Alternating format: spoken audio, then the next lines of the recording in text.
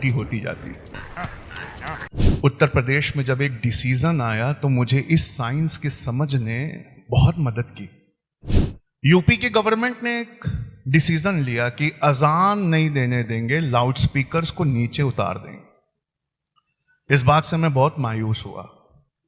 समरकंद में मैंने ये बात जब समझाई तो उन्होंने मुझे बताया कि क्या ऐसी अजानें होती हैं जैसे हमारे समरकंद और बुखारा में होती हैं? मैंने कहा नहीं, अजानें ऐसी होती हैं जिसको सुनने वाले का दिल, चाहे वो ईमान वाला ही क्यों ना हो, मैं अपने रब के सिवा किसी से नहीं डरता, इसलिए सच बोल रहा हूं, हम अजानें ऐसी देने लगे थे कि सुनने वाले को वो नागवार गुजर रही थी। सुनने वाला महसूस करता कि ये अजान बहुत ही कर्कश आवाज में दी जा रही है। इस वजह से जिस रब ने चोच में दांत नहीं दिए, जिस रब ने चारपायों को फैला दिया, उसने हमसे अजान देने का हक भी उत्तर प्रदेश में छीन लिया। इस वजह से जब इस प्रोग्राम की डेट मुझसे मांगी गई तो मैंने हर काम छोड़कर आने का सोचा, क्योंकि दिन में 5 मर्तबा अगर किसी मुसलमान का किसी गैर मुस्लिम से पहला पाला अगर पड़ता है तो वो अजान से है। और यकीन मानिए, दुनिया के एक सबसे बड़े बॉक्सर की ये सच्ची कहानी है जो आज रात को आपको गूगल करके पढ़ना है।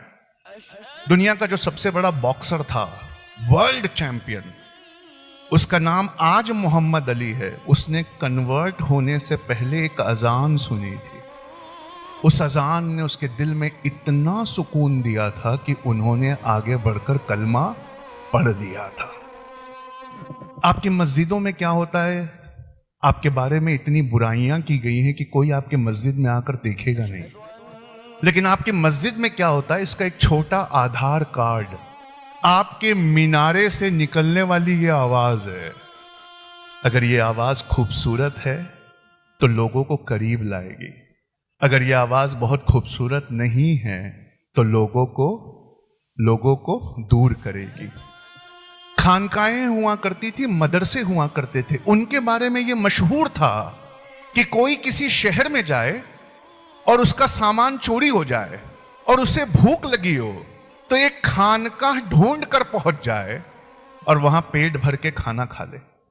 आज 2024 में ये बातें गुरुद्वारों के लिए मशहूर है। आपकी खानकाहों की शानदार चीजें अब किसी और ने ले ली है। लफ्जों का असर वाइब्रेशंस के जरिए हमारे खून पे, हमारे दिमाग पे और हमारे दिल पर बहुत गहरा होता है। इसकी एक मिसाल मैं देना चाहता हूं ताकि बात समझ में आए कि अजान अच्छी देना क्यों जरूरी है। आपने कभी किसी बेहतरीन लीडर की अच्छी तकरीर सुनी है?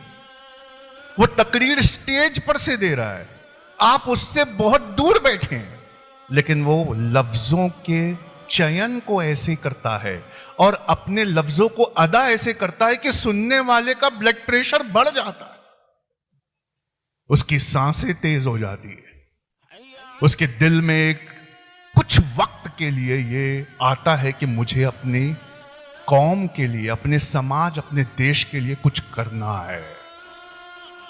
ये अजानें जब मस्जिदों से पुकारी जाती हैं, कई लोग कारोबार में बैठे होते हैं, सामने वाला उन्हें दुनिया की पट्टी पढ़ा रहा होता है, वो कन्विंस हो जाते हैं, वो बस अब उसके साथ एग्री करने वाले होते हैं, तब तक कान में आवाज आती है, अल्लाहु अकबर, अल्लाहु अकबर, अशहदु अन ला इलाहा इल्लल्लाह, नहीं है कोई माबूद सिवाय अल्लाह के। मत घबरा। वो अजान के उन लफ्जों को सुनकर उसके जहन और कल्ब में ऐसा असर होता है कि अगर वो गलत चीज है तो वो मना कर देता है। कितने लोग हैं, हम बचपन से, अपनी गवाही तो कम से कम दे सकते हैं, चलो झूठ नहीं बोले, तुम्हारी कौम का नरसंहार हो रहा है, अब तो सच बोलो। क्या बचपन से कोई शरारत करते वक्त या कोई गुनाह की तरफ बढ़ते वक्त जब अजान की आवाज कान में आती तो क्या हम गुनाहों से नहीं रुक जाते थे? क्या हम वो शरारत नहीं छोड़ देते थे? क्या हम टीवी और ड्रामे को नहीं बंद कर देते थे? जब अजानों की आवाजें ऐसी होती हैं, एक पूरी नस्ल बड़ी हो रही है जिनको अजानों से कुछ लेना देना नहीं है। और